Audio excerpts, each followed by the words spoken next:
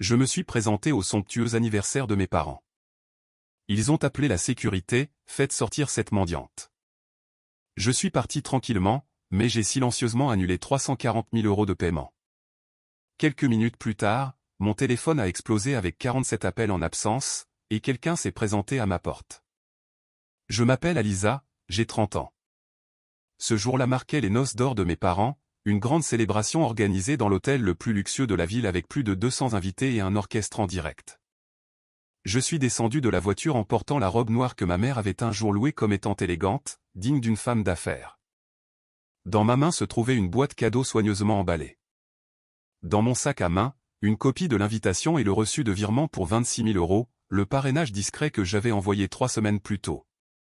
Je suis arrivé pile à l'heure, mais quand j'ai atteint la réception, l'hôtesse a feuilleté la liste, l'a vérifiée de nouveau, puis a levé les yeux et a dit doucement, comme une lame tranchant la peau, « Je suis désolé, votre nom ne figure pas sur la liste des invités. » Je me suis figé.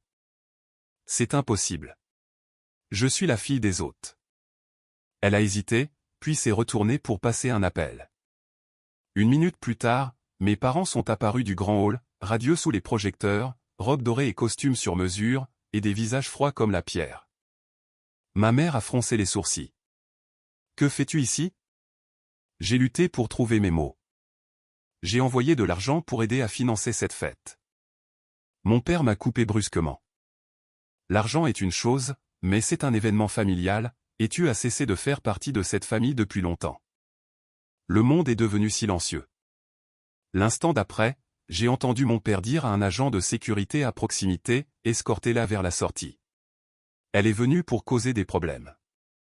La main du garde a touché mon bras comme si j'étais une étrangère. Je n'ai pas résisté. Je n'ai pas pleuré. Je me suis juste tourné tranquillement et me suis éloigné d'une célébration où j'aurais dû être accueilli. Une fois dans la voiture, j'ai sorti mon téléphone, je me suis connecté à mon compte bancaire, et en 3 minutes, j'ai tout révoqué. J'ai gelé la carte de crédit supplémentaire de ma mère, j'ai fermé le fonds d'investissement immobilier de mon père, et j'ai rappelé le prêt étudiant de mon frère. Total, 340 000 €. Aucun avertissement, aucune excuse, aucune autre chance d'être traité comme une étrangère dans ma propre famille. Avez-vous déjà eu l'impression d'être invisible aux yeux de vos propres parents? Dites-moi d'où vous regardez, car j'aimerais beaucoup savoir si quelqu'un d'autre porte une histoire comme la mienne. Je suis né et j'ai grandi dans une banlieue parfaite, où chaque maison avait une pelouse tondue avec soin. Le drapeau américain flottait fièrement et les tondeuses à gazon bourdonnaient chaque week-end comme un rituel. Ma famille, du moins sur les réseaux sociaux, semblait sans défaut. Mon père, Richard, travaillait dans l'immobilier et adorait publier des photos de verres de vin au bord de la piscine avec des légendes comme « La famille et tout ». Ma mère, Carole, gérait un centre de soins de luxe, était toujours tirée à 4 épingles, et avait l'habitude de publier des photos du repas dominical en famille, en identifiant chaque cousin en vue. Mon jeune frère, Andrew, était l'enfant doré. Beau, plein de vie, et sachant toujours comment faire sourire les gens. Il l'appelait la fierté de la famille Miller. Et moi? J'étais la fille aînée, autrefois soumise à de grandes attentes jusqu'à ce que je commence à penser par moi-même. J'ai quitté la maison à 17 ans avec une bourse complète pour l'université de Chicago. La nuit avant mon départ, tout ce que je voulais, c'était un dîner chaud, un câlin. Au lieu de cela, j'ai eu droit à une dispute. J'avais posé des questions sur un prêt contracté à mon nom pour agrandir le centre de soins de ma mère, chose que j'ignorais jusqu'à ce que l'école signale mon dossier de prêt étudiant.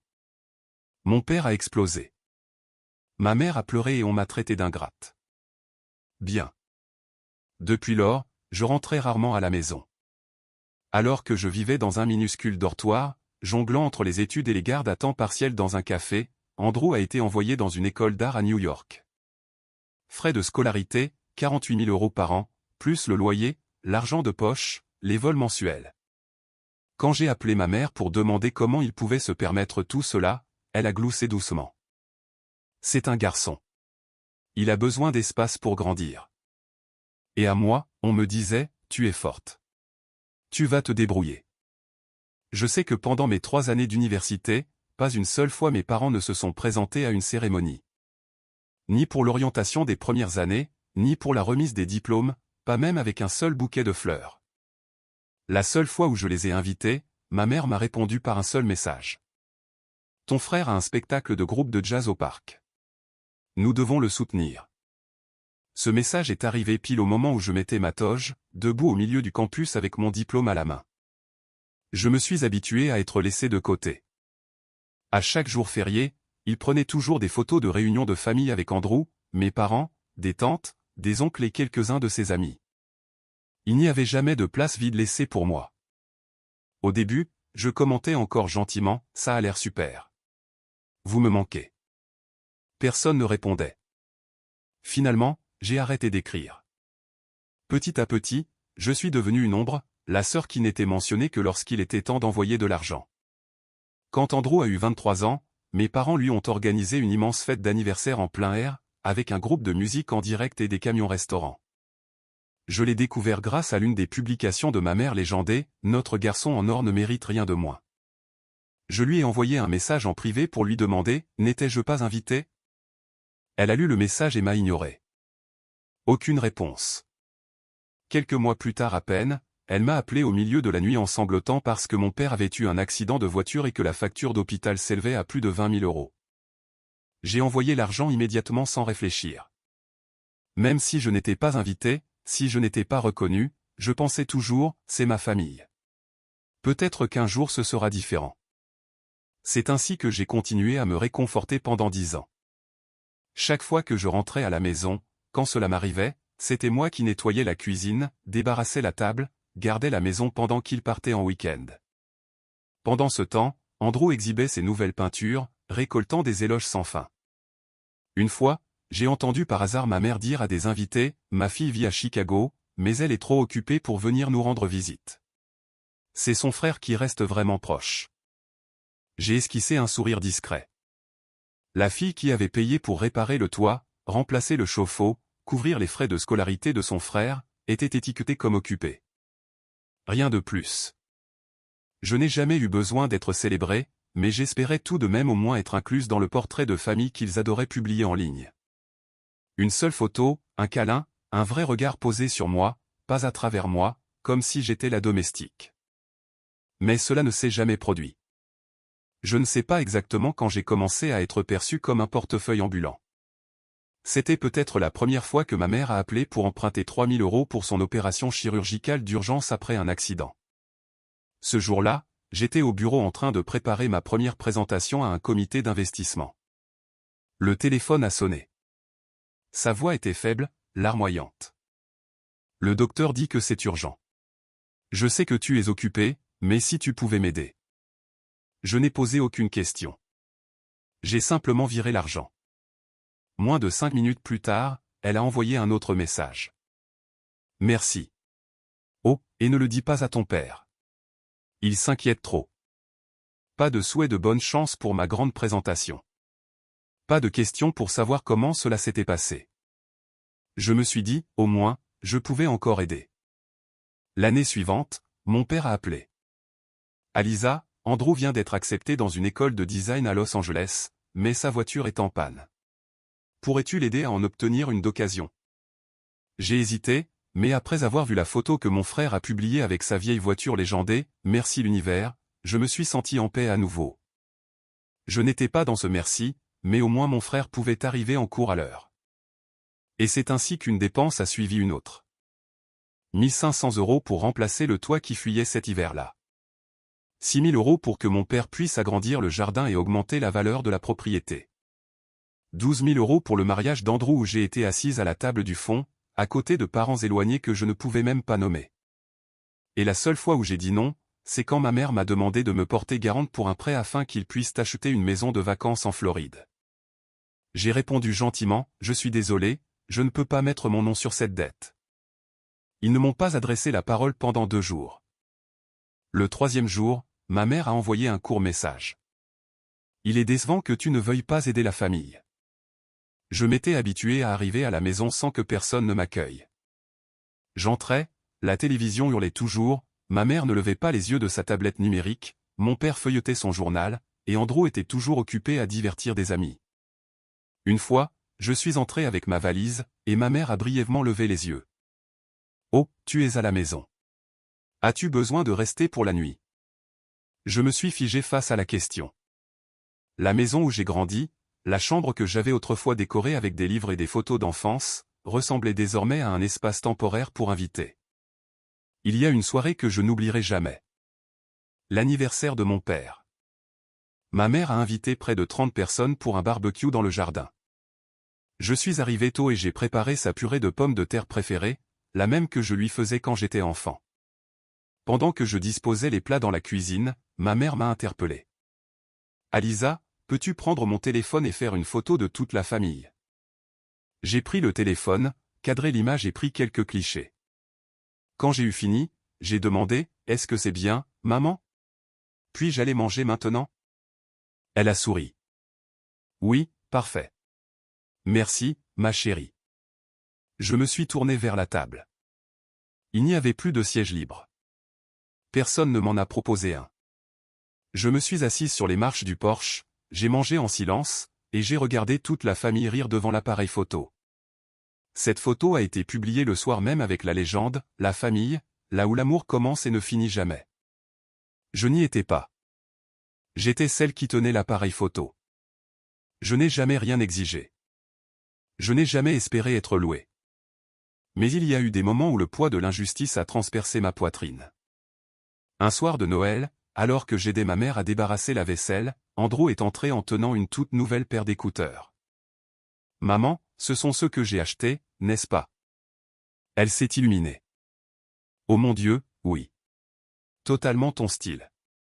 Mêlé.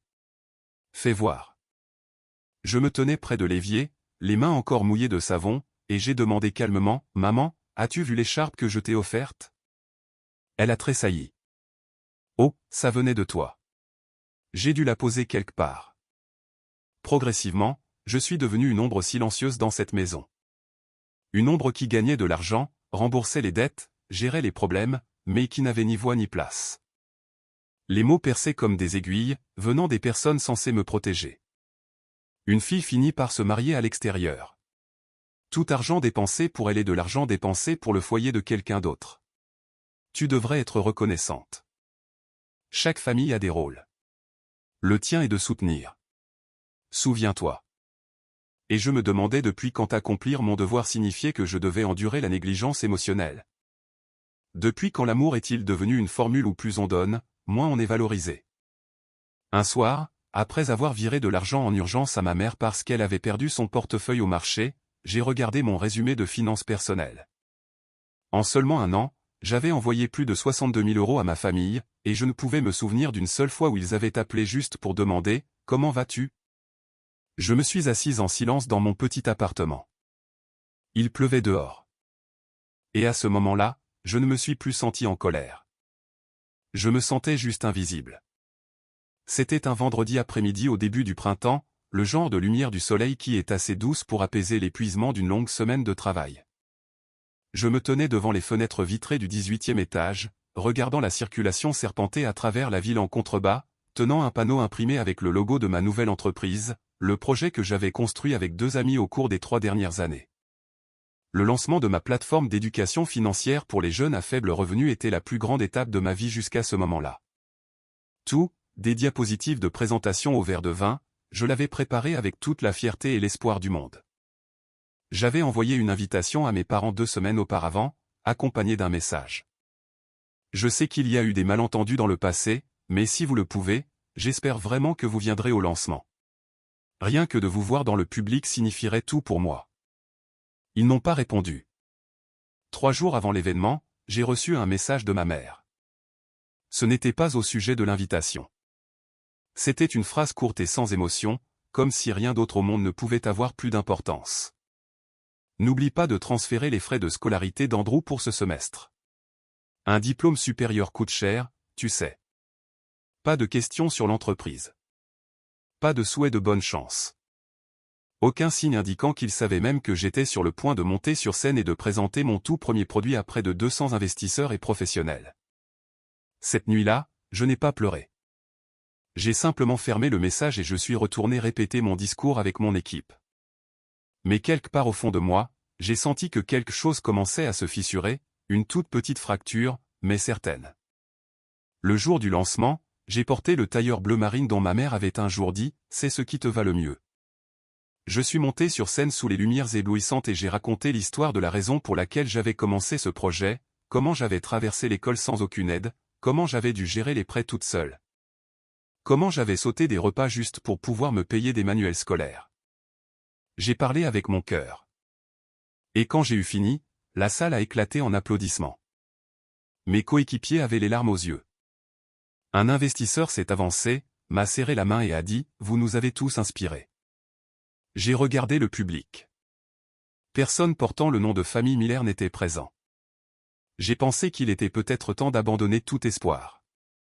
Mais ensuite, une semaine plus tard, ma mère a appelé. Sa voix était plus douce que d'habitude, presque hésitante. « Alisa, ton père et moi pensons organiser une fête pour notre 50e anniversaire de mariage. Les noces d'or, tu sais. Mais le budget est un peu serré. » Elle a fait une pause, puis a ajouté « Je ne veux pas réduire les dépenses pour la réception en soirée. Tu sais que ton père aime que les choses soient grandioses. » Je n'ai pas répondu tout de suite. Mon esprit s'est figé. Personne n'avait demandé comment s'était passé le lancement. Personne n'avait mentionné la photo que j'avais publiée avec la légende « Merci à moi-même de ne pas avoir abandonné. » Mais quand même, j'ai dit oui, j'ai accepté. 3 jours plus tard, j'ai transféré 26 000 €, une somme suffisante pour réserver une salle de mariage de luxe, un orchestre en direct, la restauration et les décorations sur le thème de l'amour doré.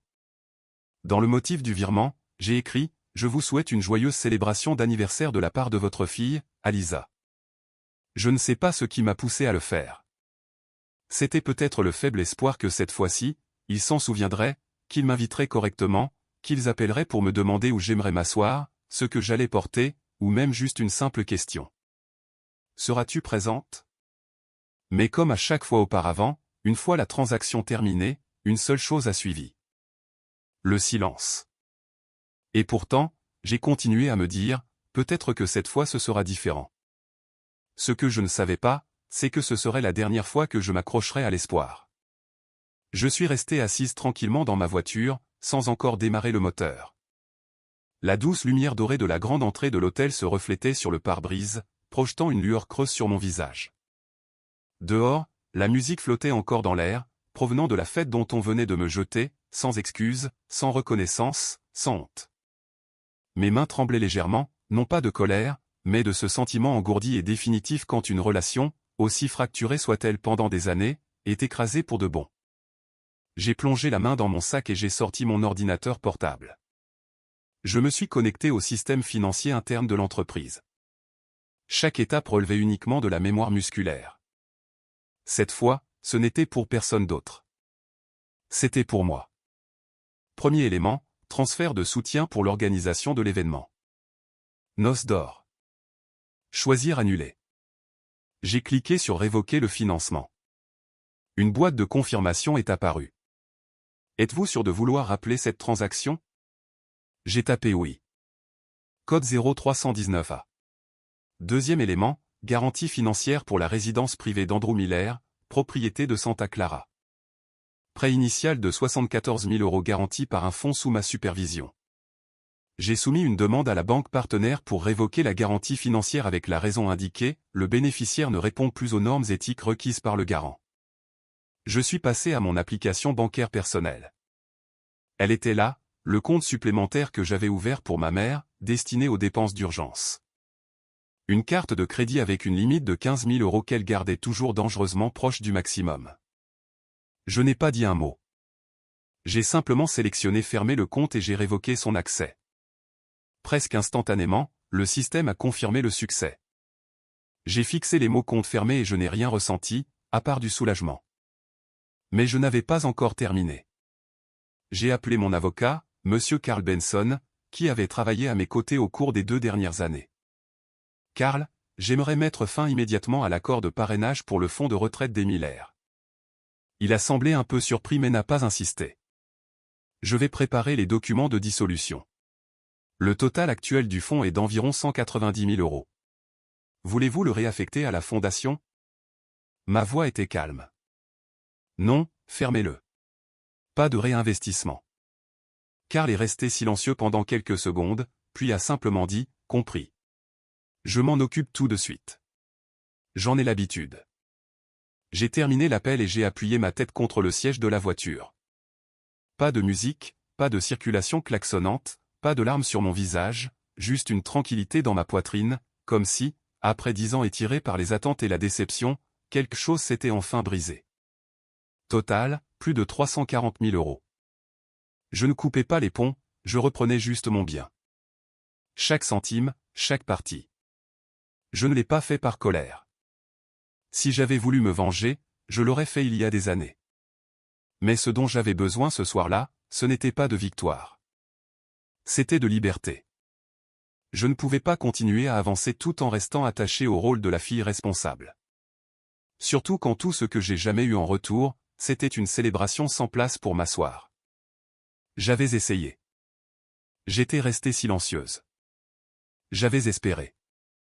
Mais l'espoir, quand il n'est porté que par une seule personne, finit par se transformer en chaîne. Et ce soir-là, je me suis libéré de mes chaînes. Pas de cris, pas de rébellion, juste quelques clics et un cœur assez stable pour dire « assez ». Tout est fini. Pas 10 minutes après que j'ai appuyé sur la commande finale, mon téléphone a commencé à vibrer sans arrêt. Je l'ai posé sur le siège passager, délibérément, sans le décrocher. Mais l'écran continuait de s'allumer, de s'éteindre, de s'allumer à nouveau comme une petite tempête palpitant dans ma paume. Quand les appels en absence ont atteint 15, j'ai juste souri faiblement. Je savais que j'avais touché un point sensible. Quand cela a dépassé 40, j'ai mis le téléphone en mode silencieux. Au 56e appel, je l'ai enfin pris en main, pas pour répondre, mais pour voir clairement qui paniquait au son de mon silence. Appel en absence. Maman, 12, papa, 9, Andrew, 2, oncle Hank, 2. Numéros inconnus, probablement le lieu de l'événement, 3, et beaucoup d'autres sans nom. Aucun ne valait la peine d'être ouvert. Le premier message est venu de maman. Que se passe-t-il avec ma carte? Elle a été refusée. Je suis là, à la caisse. Le deuxième de papa. La banque dit que ton frère ne peut pas accéder aux fonds pour sa maison. La garantie a été révoquée. Que fais-tu? Le troisième d'Andrew. Dis-moi ce qui se passe, bon sang. As-tu gelé mon compte? Et puis le message final. Urgent, tranchant. Nous devons parler maintenant.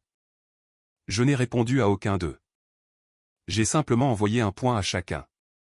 Aucune explication, aucune question, aucune justification, parce qu'honnêtement, que leur devais-je?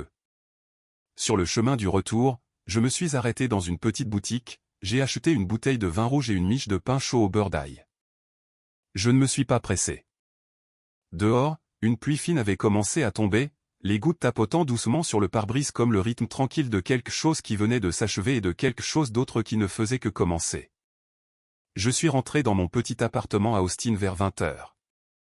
Les lampadaires venaient de s'allumer, projetant une douce lueur ambrée sur le trottoir mouillé.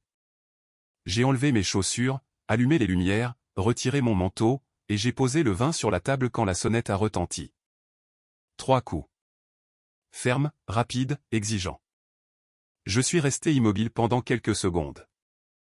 Je pouvais déjà deviner de qui il s'agissait. J'ai ouvert la porte. Andrew. Mon jeune frère se tenait là, trempé par la pluie, la chemise collée à sa poitrine, les yeux brûlants de colère comme je ne les avais jamais vus. Il respirait fort, essayant de rester calme. Mais je pouvais le voir clairement, cette panique qui s'insinuait dans chaque respiration. Qu'est-ce que tu as fait, bon sang, Alisa? J'ai légèrement incliné la tête et j'ai fait un geste. Entre. Ça ne sert à rien de rester sous la pluie. Non, je n'entre pas. J'ai besoin d'une explication. Andrew me fixait sans ciller. Je suis en train de finaliser l'achat d'une maison. La banque vient de me dire que la garantie a été retirée. Le compte est gelé. La carte de maman a été refusée. Papa perd la tête. Qu'est-ce que tu essaies de faire? J'ai croisé les bras et je me suis appuyé contre le cadre de la porte, calme. Qu'en penses-tu? Tu sais que tout dans cette famille fonctionne grâce à toi. Pourquoi tout arrêter en une seule nuit? Parce que je ne suis pas la banque de cette famille, ai-je dit sans élever la voix. Et je ne suis certainement pas une domestique non rémunérée pour un foyer qui m'a traité comme une étrangère toute ma vie. Andrew s'est figé une seconde, puis a laissé échapper un petit rire sec. Alors, c'est ça? Tu lances une entreprise, tu obtiens un peu de notoriété, et maintenant tu es là pour nous donner une leçon. Je n'ai pas réagi, je l'ai juste regardée, stable et silencieuse, comme si je fixais un étranger. Tu ne comprends pas, Alisa. La famille, c'est être liés les uns aux autres. Ça signifie des responsabilités. Tu tournes le dos à ça maintenant, et tu le regretteras plus tard. Je l'ai regardé, ni en colère, ni blessé, juste triste. Une tristesse profonde et creuse pour quelqu'un qui avait été mon petit frère. Non, Andrew. Je ne tourne le dos à personne. J'en ai juste fini d'être une ombre qui sert des gens qui ne me considèrent pas comme l'une des leurs. Si la responsabilité ne va que dans un sens, ce n'est pas une famille. C'est de l'exploitation. Andrew a dégluti difficilement. Alors, tu penses que juste parce que tu as de l'argent, ça te donne le droit de nous juger? J'ai expiré et j'ai secoué la tête. L'argent ne me donne pas ce droit, mais c'est mon argent et j'ai le droit d'arrêter de le verser dans un puissant fond où même la gratitude de base n'existe pas. Il n'a pas répondu. Son visage était pâle de colère. Après un moment, il s'est détourné, restant immobile sous le porche alors que la pluie continuait de tomber. Puis il a jeté un dernier regard en arrière, la voix plus basse maintenant. Maman et papa, ils ne voulaient pas te blesser. J'ai hoché légèrement la tête. Je sais, mais ils n'avaient pas non plus l'intention de m'aimer. J'ai doucement fermé la porte. Derrière elle, je me suis tenu dans la douce lumière jaune. La bouteille de vin était toujours là. Le pain était encore chaud. Je suis resté là un moment, les mains reposant toujours le long de mon corps. Puis je me suis retourné, j'ai marché sur mes pas, et j'ai entrouvert la porte juste un peu. Andrew était toujours debout dehors, de dos, ses épaules se soulevant et s'abaissant à chaque respiration. La tempête à l'intérieur de lui s'était calmée dans le silence, et c'est ce silence qui m'a décidé. Entre, ai-je dit, ma voix aussi douce que le vent balayant les marches. Andrew s'est retourné, surpris. J'ai évité son regard et je suis rentré la première. Je n'offre pas de thé, mais si ce que tu veux vraiment, c'est une explication, alors très bien, assieds-toi. Mon petit appartement sentait légèrement la lavande et le pain, simple, calme. Andrew s'est assis de l'autre côté de la table à manger, raide comme s'il se préparait à un verdict. J'ai placé un épais dossier devant lui, puis j'ai pris place, en croisant les mains. Je n'appelle pas cela une discussion de famille parce que je ne suis pas sûr que nous soyons encore une famille, mais je veux que tu comprennes clairement. Ce n'est pas une explosion émotionnelle. C'est une conclusion. Andrew a jeté un coup d'œil à la pile de papier et a froncé les sourcils. Qu'est-ce que c'est? Chaque dépense que j'ai couverte au cours des 10 dernières années pour maman, pour papa, pour toi, pour la maison, la voiture, les cartes de crédit, les fêtes, les frais de scolarité, les assurances. Certaines, je les ai envoyées immédiatement juste parce que maman disait que c'était urgent. Pour d'autres, on ne m'a même pas demandé mon avis. C'était juste tenu pour acquis. J'ai pointé le chiffre final sur la dernière page, 478 920 €. Andrew n'a rien dit, les poings serrés. Je ne me plains pas. Je ne demande rien en retour. Mais si aujourd'hui on me traite de cruel juste parce que j'ai arrêté, alors à tout le moins, tu devrais savoir combien de temps j'ai gardé le silence. Tu blâmes maman et papa. La voix d'Andrew s'est tendue. Je l'ai regardé droit dans les yeux. Je ne blâme personne. Je reconnais simplement ce qui s'est passé. Chaque fois que j'ai essayé de me connecter, j'ai été ignoré. Chaque fois que j'ai offert de l'aide, j'ai été étiqueté. Elle est forte. Elle peut se débrouiller toute seule. Je n'ai pas été incluse dans les photos de famille. Personne n'a posé de questions sur mon travail. Personne ne m'a félicité quand j'ai obtenu mon diplôme. Personne n'est venu au lancement de mon entreprise. Mais quand est venu le temps des noces d'or, j'ai quand même envoyé l'argent parce que je pensais que, peut-être, cette fois-ci serait différente. Je me suis adossé à ma chaise et j'ai continué. Et en retour, j'ai été escorté vers la sortie par la sécurité comme une étrangère, alors que mon nom manquait sur la liste des invités, bien que je sois le sponsor principal. Andrew a baissé la tête. Je ne pouvais pas dire si c'était de la honte ou simplement de l'évitement. Il fut un temps, ai-je dit doucement, où je pensais que tu étais le seul à me comprendre encore. Andrew a laissé échapper un rire sec, la voix brisée. Tu as du succès, Alisa. Tu n'as besoin de personne. Tu n'as plus besoin de la validation de cette maison. Non, les jeux interrompus. C'est là que tu te trompes. J'en avais désespérément besoin. J'aspirais à voir maman hocher la tête en signe d'approbation, à sentir la main de papa sur mon épaule, à t'entendre dire « tu as assuré ». Mais j'ai grandi, Andrew. Et j'ai réalisé que si je continue à tendre la main à des gens qui ne la tendent jamais en retour, ce n'est plus de l'amour. C'est de l'autodestruction. Andrew m'a regardé longuement. Puis il a fini par parler, sa voix n'était plus en colère, mais fatiguée. Maman et papa ne sont pas de mauvaises personnes. Je n'ai jamais dit qu'ils l'étaient, ai-je hoché la tête. Ce ne sont tout simplement pas le genre de personnes pour lesquelles je peux continuer à me sacrifier. Je me suis levé, j'ai marché jusqu'à la bibliothèque et j'ai sorti une petite boîte. À l'intérieur se trouvaient des lettres que je n'avais jamais envoyées, des photos que j'avais imprimées et que personne n'avait demandées, des cartes de vœux que j'avais achetées pour les posters et que je n'ai jamais expédiées. J'ai posé la boîte doucement sur la table. Je ne déteste pas ma famille, Andrew. Mais je ne peux pas non plus continuer à me faire du mal juste pour m'accrocher à un lien de sang qu'ils ont relâché bien avant moi. J'ai fait une pause, puis j'ai ajouté, d'un ton lent, mais certain. Je n'ai pas choisi la vengeance. J'ai simplement choisi d'arrêter. Andrew n'a rien dit de plus. Nous étions assis là, deux personnes nées du même sang, désormais comme des étrangers finalisant les termes d'une négociation attendue depuis longtemps. Enfin, j'ai fait un geste vers la porte. Pas pour le pousser dehors, mais pour clore le moment. Rentre chez toi maintenant. Maman et papa ont probablement besoin de toi, et moi, j'ai besoin d'une nuit tranquille. Andrew s'est levé, toujours silencieux. À la porte, il s'est retourné une dernière fois. Il y avait quelque chose de brisé dans son regard, mais plus rien à dire. La porte s'est fermée. Il n'y a pas eu de bruit de verrou qui tourne, mais je savais qu'une porte beaucoup plus profonde s'était déjà fermée depuis longtemps. Et pour la première fois, je pouvais respirer pleinement, librement. Un an après avoir été refoulé aux noces d'or de mes propres parents, je me tenais dans une salle de conférence à San Francisco devant près de 300 personnes, en majorité des femmes, lors d'un séminaire intitulé Liberté financière, liberté émotionnelle. Je portais un simple tailleur blanc, pas de bijoux voyants, pas de musique dramatique, mais les yeux qui me regardaient brillaient. Non pas à cause de ce que je portais, mais parce que nous partagions toutes quelque chose. Des blessures invisibles laissées par la famille, des dettes émotionnelles sans nom, et l'épuisement de tout porter juste pour être considérée comme suffisante.